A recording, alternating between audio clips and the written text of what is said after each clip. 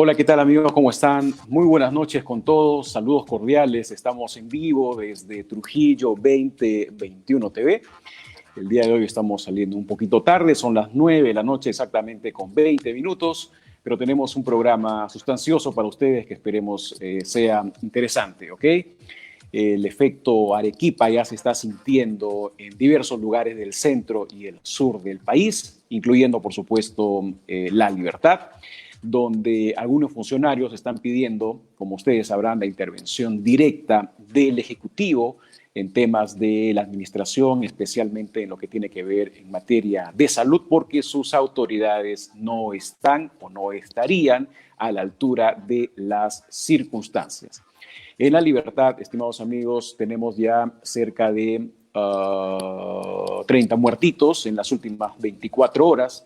Ya sobrepasamos los 23.000 infectados y un poco casi se está repitiendo la historia de Arequipa, ¿no es cierto? Su equivalente, digamos, del Hospital Honorio Delgado sería el hospital regional, donde una intervención hace muy poco de la Contraloría pues ha detectado que este hospital no está funcionando como debería, no es una novedad.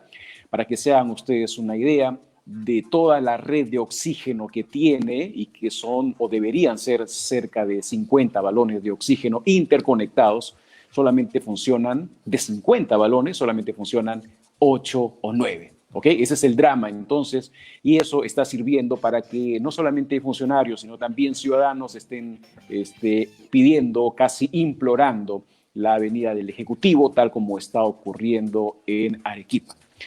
Bueno, el día de hoy vamos a tener un repaso ligerito de lo acontecido a lo largo de esta semana. Más adelante viene nuestro amigo Andrés Vargas de Macronorte, pero vamos a empezar esta entrevista o este programa con una entrevista de carácter político y especialmente de difusión y de participación, ¿ok?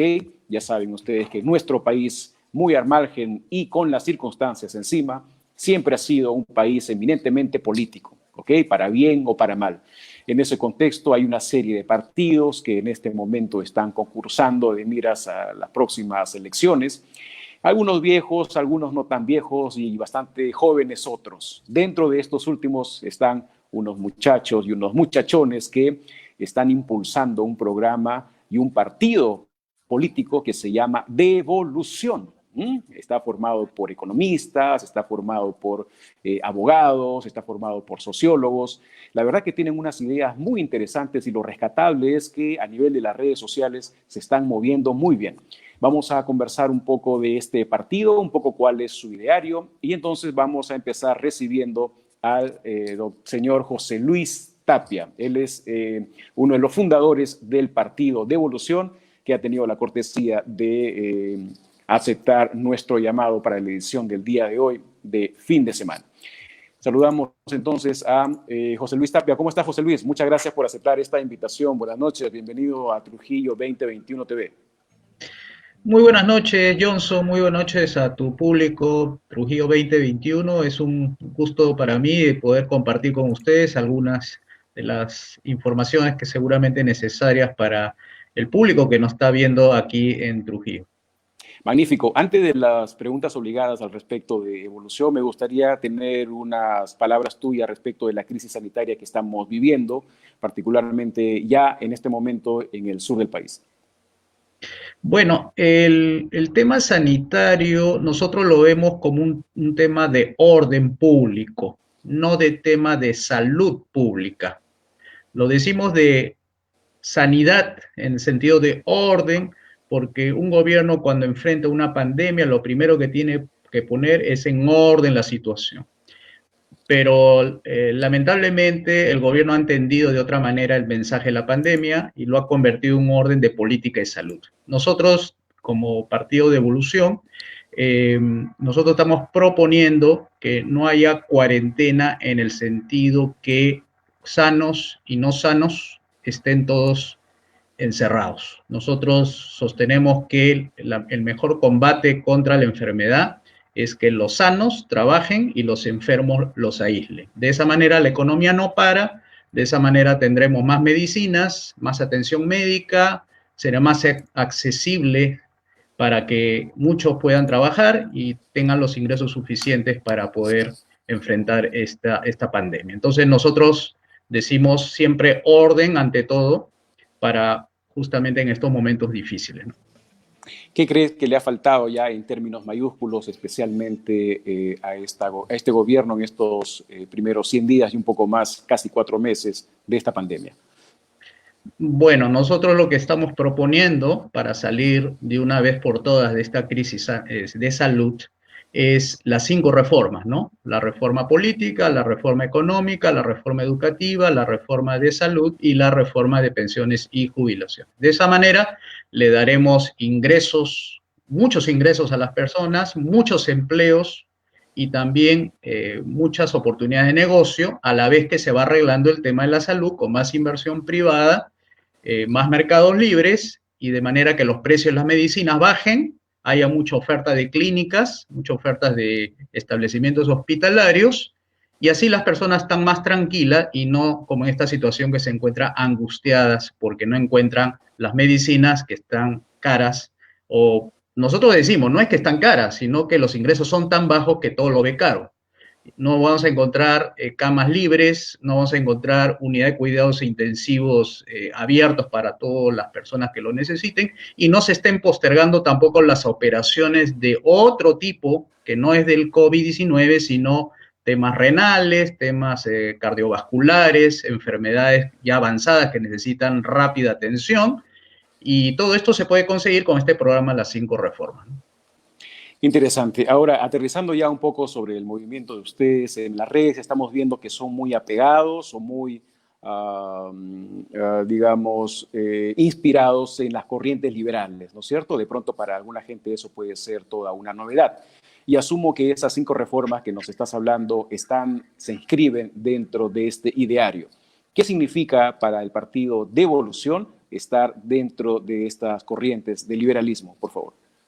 Bueno, el liberalismo clásico, que es el denominador que nosotros le hemos puesto a nuestro proyecto La Gran Devolución, se ha implementado desde el Partido de Evolución porque queremos darle a las personas 3 cosas. A cualquier peruano queremos acabar de una vez con 3 cosas, 3 problemas que nos dicen los peruanos. Primero, le falta dinero.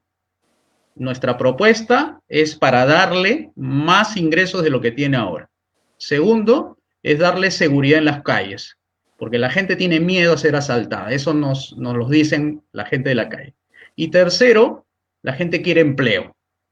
Quiere abundante empleo para solucionar sus problemas económicos. Entonces, nuestro Partido de Evolución ofrece un programa dentro del liberalismo clásico para resolver el tema de la falta de dinero, la falta de seguridad y la falta de empleo. Dentro del liberalismo clásico, ¿cuáles son, a ver, por ejemplo, José Luis, 2 medidas nada más que se inscriban dentro de esta postura para efectos de generar más riqueza y tener más empleo en el mediano plazo?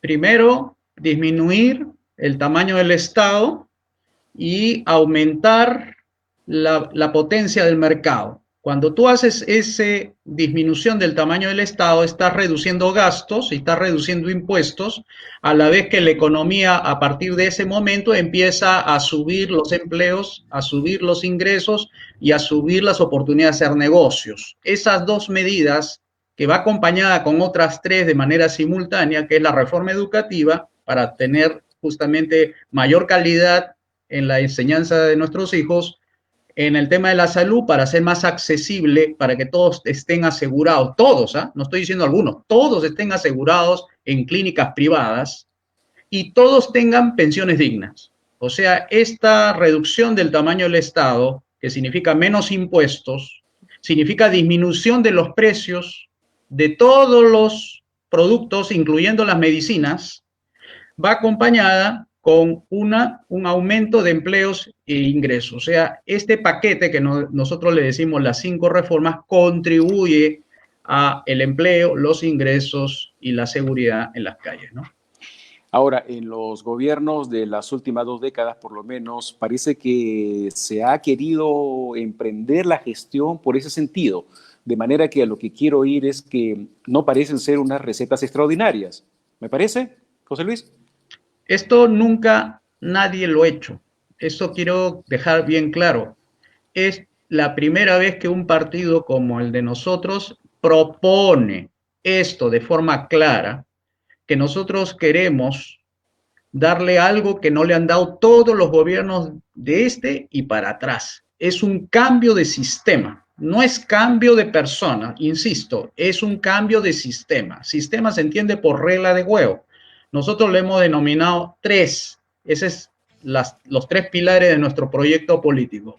Distanciamiento prudente de las organizaciones internacionales, que son las que nos traen las leyes malas que hacen que sea inviable la economía.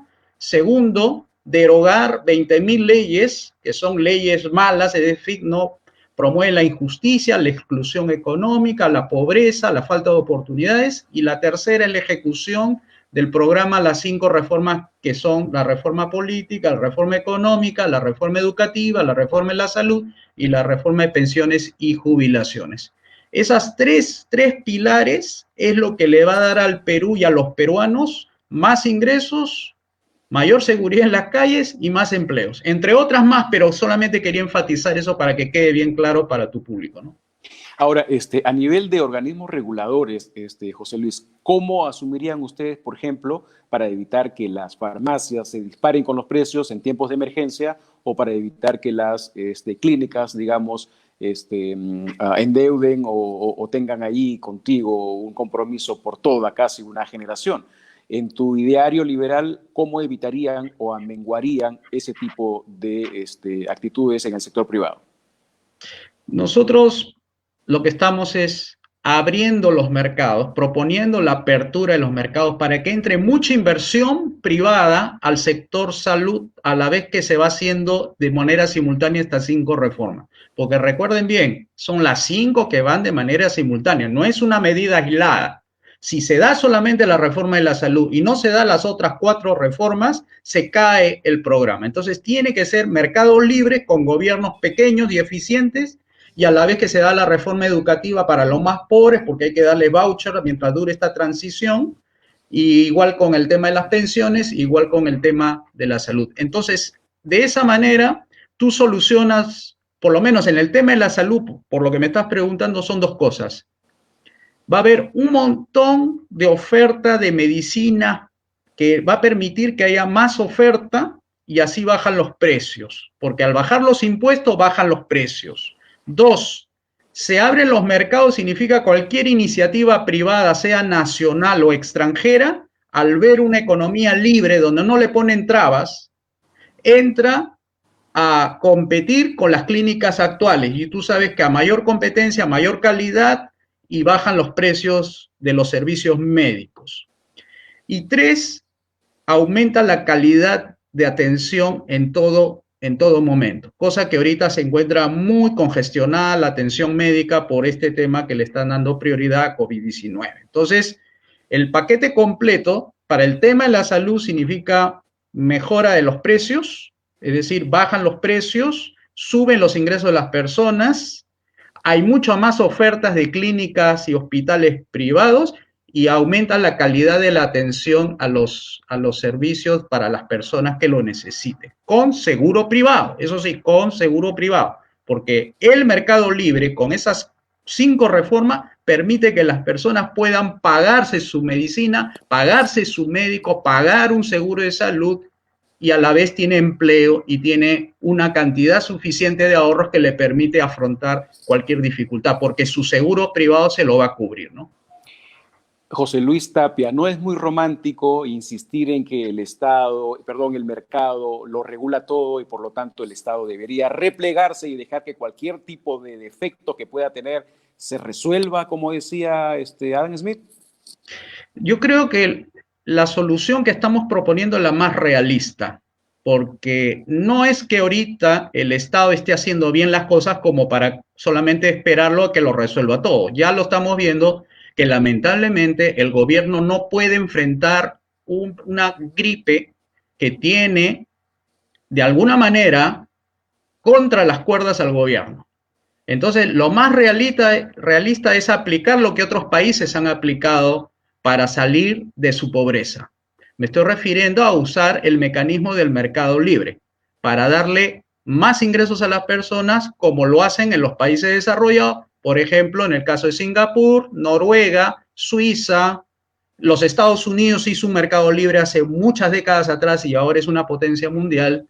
Entonces, cuando tú tienes ese mecanismo, no habría que preocuparse de que haga el sector privado su tarea, que la hace muy bien, porque las clínicas privadas, si bien cobran caro, pero lo cobran caro porque no hay mercado libre, porque hay un Estado demasiado grande que no permite que funcione la oferta y la demanda como debe ser. Entonces, tienen toda la razón las personas y nosotros nos solidarizamos con todas aquellas personas que han pasado por un momento difícil para poder proponerle una solución distinta. Ya se ha probado que más Estado, más gobierno, más regulaciones, más impuestos, más control, más Ministerio de Salud no da resultados. Es momento de hacer un cambio para mejor.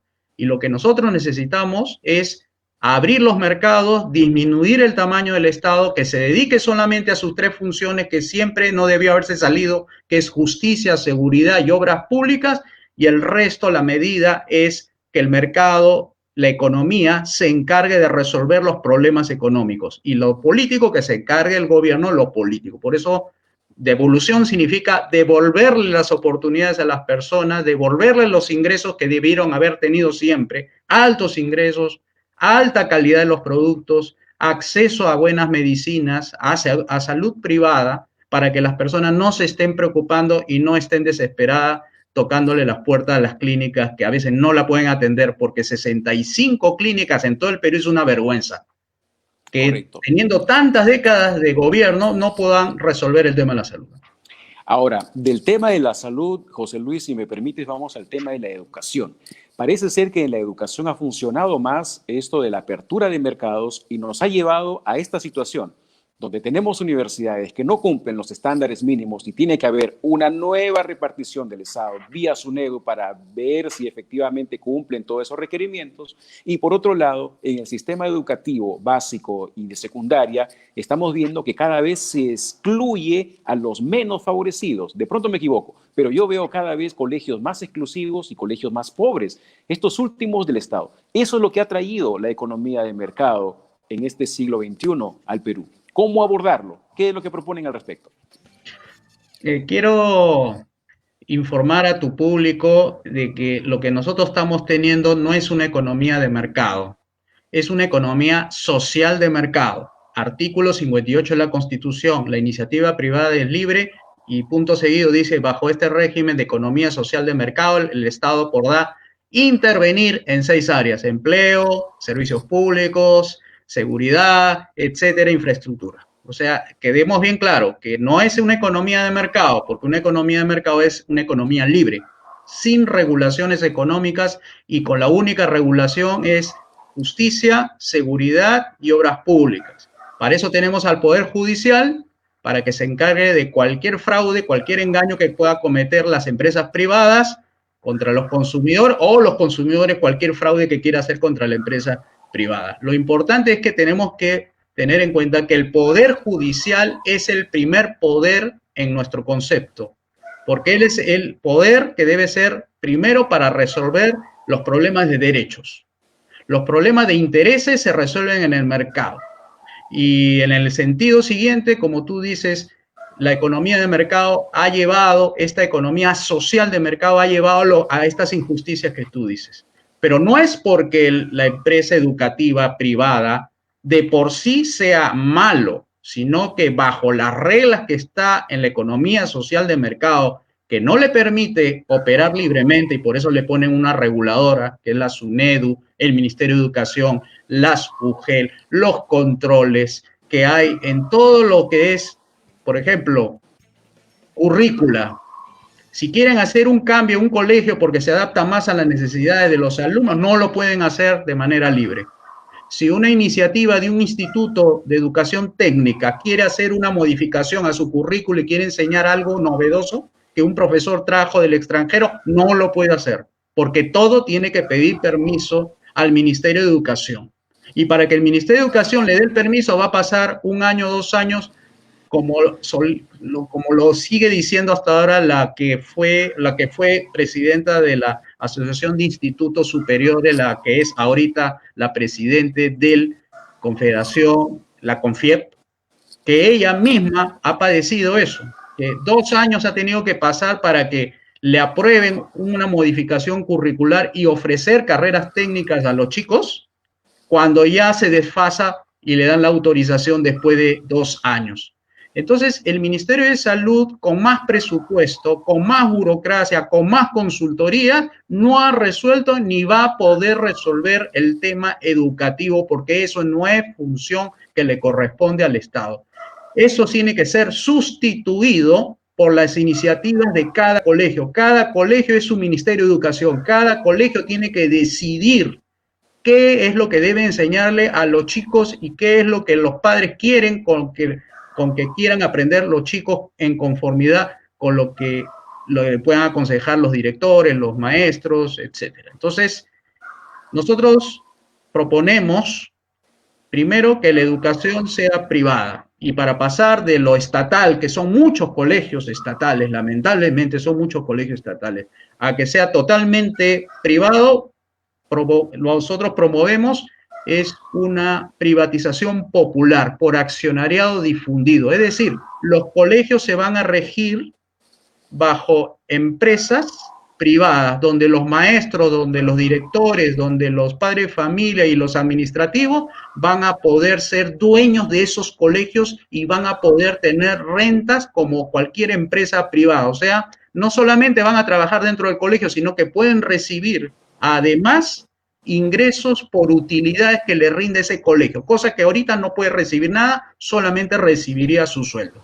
Y con los chicos que no pueden pagar sus estudios se le entrega un cupón educativo valorado, que no es otra cosa que decirle, señor padre de familia, acá tiene un cheque del Banco de la Nación y usted va a poder con eso matricular a su hijo en cualquier colegio de selección. Entonces, si los colegios que están privatizados quieren sobrevivir, o sea, quieren competir de igual a igual, van a tener que enseñar bien, van a tener que ofrecer un servicio educativo de calidad para que puedan recibir esos documentos valorados, para que puedan cobrarlo y financiar todos los gastos que tiene ese colegio.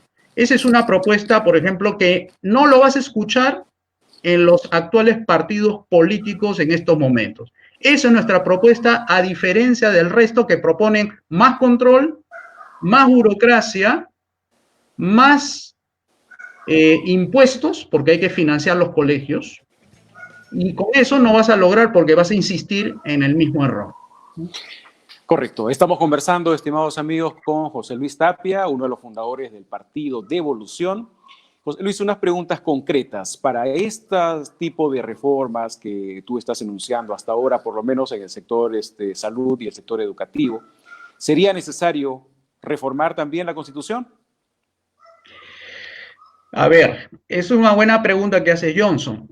Nosotros creemos que va a ser pocas las reformas en la Constitución, porque fíjate que la Constitución tal como está le da facultades al gobierno a realizar tales tareas tanto en el sector político como en el sector económico, social, cultural, etc.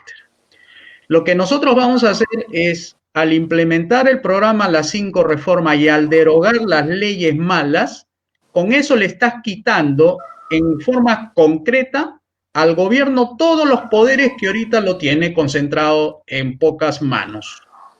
Y al derogar las leyes malas, tú le estás diciendo al gobierno, en realidad vas a hacer solamente 3 cosas: justicia, seguridad y obras públicas. Y 90.000 millones de soles que hemos calculado se devolvería al pueblo peruano, o sea, a los 32 millones de peruanos, 3.000 soles cada uno. Porque ahorita gasta 177.000 millones de soles con la actual constitución, pero con el programa Las 5 Reformas le devolveríamos de esos 177.000, 90.000 al sector privado. ¿Tú sabes lo que significa 90.000 millones de soles devueltos al sector privado? Uno lo va a emplear para su consumo, otros para inversión, otros para ahorro, sin modificar la Constitución, simplemente con el programa de Las 5 Reformas. Interesante, porque además ese dinerito servirá para algunos peruanos y peruanitas emprendedores, ¿no es cierto? De manera que dinamizaría la economía y eso podría de pronto elevar un poco más los estándares. A nivel del Congreso de la República, ¿cuál sería la relación con ustedes y cuál es la importancia que debería tener el Congreso en una agenda de devolución? Nosotros vemos al Congreso como el eje de la implementación del programa Las 5 Reformas. No es el Ejecutivo que lo va a derogar las leyes malas, no es el Ejecutivo quien va unilateralmente tomar distancia prudente de las organizaciones internacionales. No es la ley es mala, no es el Ejecutivo que va de por sí ejecutar el programa Las 5 Reformas. Eso se lo va a autorizar el Congreso, porque el Congreso puede derogar las leyes. El Congreso es el que le autoriza al gobierno a tomar distancia prudente de las organizaciones internacionales, y también el Congreso es el que le puede poner las leyes para que ejecute las 5 reformas. O sea, 82 congresistas necesitamos para poder realizar este cambio de que estamos ahorita, para ir hacia mejor, para que la gente tenga más ingresos, para que sienta seguridad en las calles y para que la gente tenga más empleo y oportunidad de hacer negocios, ¿no? Quiero ponerte en conocimiento uno de los escritos de uno de nuestros seguidores, Wilmar Moreno, dice, a ver, José Luis, quieren hacernos creer, es en realidad lo que creen mucha gente en el Perú, quieren hacernos creer que una economía de mercado es la salvación del Perú, entre comillas, que los liberales tengan libre albedrío sin ningún control del Estado, o sea, que los privados puedan ejercer sin restricción en la economía, la salud y la educación. Demostrado está que las AFPs, por ejemplo, solo sirvieron para enriquecerse trabajando con dinero ajeno, con evidente perjuicio al afiliado y futuro pensionista. Nosotros en nuestra reforma de pensiones y jubilaciones estamos proponiendo la eliminación de leyes malas, entre ellas las leyes que crean las AFPs y la ley que crea la ONP. No debe haber ninguna ley que regule las pensiones. Eso es un tema que se obtiene a través de mecanismos de mercado. Se lo explico en breves segundos nada más a tu público. Es lo siguiente. Ahorita la ONP y las AFP han sido creadas por ley. Esta AFPs y las ONP sin ley no existiría. Y estas leyes no promueven la competencia, sino que más bien la restringen. Si no, pregúntele por qué hay solamente 4 AFPs y por qué hay solamente una ONP y por qué la gente de manera obligatoria tiene que ser descontada en su planilla para aportar 13% a las AFP de manera obligatoria. O sea, el libre mercado es libre, no tiene por qué a nadie obligarle a descontársele dentro de su planilla. Por eso nosotros proponemos la derogación de las leyes malas, entre ellas está la ley que crea la AFP y la ONP. ¿Para qué? ¿Por qué razón? Porque las personas pueden escoger si quieren ahorrar en una AFP de manera libre, si quiere puede dedicarlo su dinero de descuento para comprarse un terrenito, como era antes, así se ahorraba antes, uno compraba a futuro, se sabía que ese terreno iba a valer más y eso le servía para alquilarlo y luego tener sus ingresos cuando se jubile. Pero resulta que en estos momentos, por lo menos lo que yo percibo es que hay gente que se confunde creyendo que lo que tenemos ahora es libre mercado. No, lo que tenemos es una economía socialista, una economía que se empaqueta dentro de lo que es social de mercado, para hacer creer que eso es libre. A ver, pregúntele si es libre cualquier persona de poner una empresa sin tener que pasar por la municipalidad, sin tener que pasar por la SUNAT, sin tener que pasar por los notarios, sin tener que pasar por el Ministerio de Salud, sin tener que pasar por Defensa Civil. Dígame, ¿eso acaso es libre? ¿Eso es mercado libre acaso? Eso no es libre, es una economía controlada y por eso trae estas injusticias de las AFP, de la ONP, que ya no le pueden ni siquiera devolver porque la ministra de Economía ha dicho que no hay plata de dónde sacar.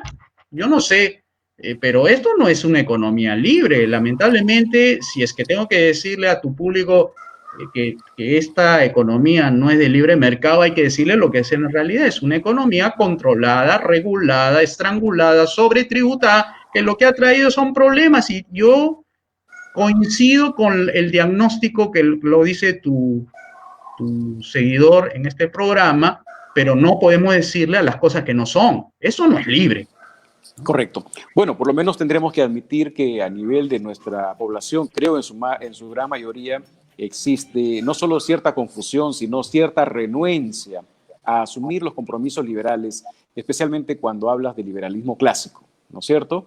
Entonces creo que esto podría atenderse y creo que sería una magnífica plataforma para una contienda política. Yendo a ese punto, nos quedan, me dicen, 4 minutos. ¿Cómo va el camino para institucionalizar devolución? ¿Todavía está en el marco informal, digamos? ¿Está acercándose de a poco a su inscripción? ¿Cómo va esa dinámica, José Luis? Bueno, nosotros estamos en una etapa de atracción de público, o sea, estamos en la constitución, estamos en la organización. No vamos a poder competir como quisiéramos en estas elecciones. No, tampoco no nos quita el sueño de querer apurarnos para salir y desesperadamente competir. No es nuestro objetivo. Queremos hacer un partido de derecha fuerte, una derecha buena, no como la derecha de actual, que es una derecha mala, una derecha que se aprovecha del gobierno para hacer negocios indebidos. Y nosotros queremos hacer una derecha buena, una derecha honesta, una derecha que le ofrezca al público una solución diferente y no más de lo mismo, porque la gente está cansada. Entonces, estamos justamente pidiendo el apoyo de la persona o si quiere pueden participar con nosotros. Tenemos una página web que se llama www.devolucion.pe, de evolución de devolver, y con P de Perú al final PE, y ahí pueden encontrar un formulario para los que quieran apoyarnos y podamos sacar esto adelante, porque aquí no hay caudillos, no hay personas que se hacen pasar por personalistas, acá todos somos iguales, cada uno hace su tarea, algunos nos dedicaremos a dar la cara al público, otros se dedicarán a apoyar la parte técnica, otros apoyando económicamente, otros dando su tiempo voluntario, pero hay opciones para participar en este partido nuevo, porque este es un partido nuevo, no van a haber caras conocidas, o sea, es gente honesta, profesional, académica, yo soy profesor de una universidad, y entonces estamos invitando a todas las personas de buena fe, que tengan valores, ¿no? Que sean personas digamos así, correctas, porque no vamos a aceptar sinvergüenzas, y vamos a dar la cara al público y vamos a proponer esto, y para eso necesitamos el apoyo de tu público, Johnson. Muchas gracias por haberme invitado, ¿no? Gracias, José Luis. ¿Dónde los encuentran entonces? Tienen una página web, pero también tienen un Facebook, ¿verdad? Sí, también en Facebook van a encontrar como Partido de Evolución, Partido de Evolución, y desde ahí nos podemos conectar con ustedes vía Facebook Live o nos pueden escribir al correo electrónico que figura en la página web de devolución.pe, y eso será suficiente para ponernos en contacto con usted, con su público y con todas las personas que quieran realmente hacer un cambio, pero de verdad para el Perú. ¿Ya? Muchas Magnífico, gracias. magnífico. Te felicito de nuevo. Por favor, extiéndele nuestra felicitación a todo tu equipo. Muchas Y una gracias. última pregunta, José Luis. ¿Qué personaje público, digamos, que ahora está circulando un poco como posible o potencial candidato, más o menos va en la orientación de ustedes de pronto? O de repente hasta podrían invitarlo para que refuerce un poco de evolución. ¿Hay alguno? No, lamentablemente no hay. Y nosotros, cuando hay esta situación, lo primero que decimos es no voten por el menos malo. Prefiero que, por lo menos al público que nos sigue, pedirle no voten por el menos malo. Absténganse en el voto o voten en blanco, pero no voten por el menos malo. ¿Saben cuál es la razón, Johnson, por qué decimos esto? Porque cuando entra un menos malo, su característica principal es que hace mal las cosas. Y cuando hace mal las cosas trae a un candidato peor. Y ese es el problema del menos malo. Mejor es no votar, votar en blanco o quedarse con el símbolo ahí marcado mal para que la gente no valide los votos. Eso es lo que nosotros pedimos de nuestro concepto, ¿no? Muy bien, José Luis. Muchísimas gracias de nuevo. Ya habrá ocasión de seguir conversando y de verdad los invito a que vean las redes del partido de Evolución, porque son muy dinámicos, tienen una serie de temas que abordas tú como desde tu punto de vista docente y que creo que son muy esclarecedores para los problemas contemporáneos del Perú. Muchas gracias, José Luis. Un gran abrazo. Muchas gracias. Gracias, muy amable. Muy bien, muchas gracias, José Luis Tapia. Estuvo con nosotros nuestro amigo José Luis Tapia, conectándose y dándonos a conocer, estimados amigos, un poquito la dinámica que viene experimentando este novísimo movimiento denominado Devolución, que tienen todo un ideario, que tienen todo un equipo, que tienen toda una plataforma y que están aprovechando, por supuesto, en estos tiempos de pandemia también las redes sociales y los medios electrónicos para darse a conocer. Es bueno y nosotros siempre vamos a apoyar esas tendencias porque son novedosas para mucha gente, ¿ok? Estos temas del liberalismo siempre se han movido un poco tras bambalinas a veces o no se han querido sacar al fresco en toda su dimensión. En los últimos años hay un grupo de jóvenes que está empujando, creo, con mucha actividad este tipo de diario y de manera que vamos a ir encontrando los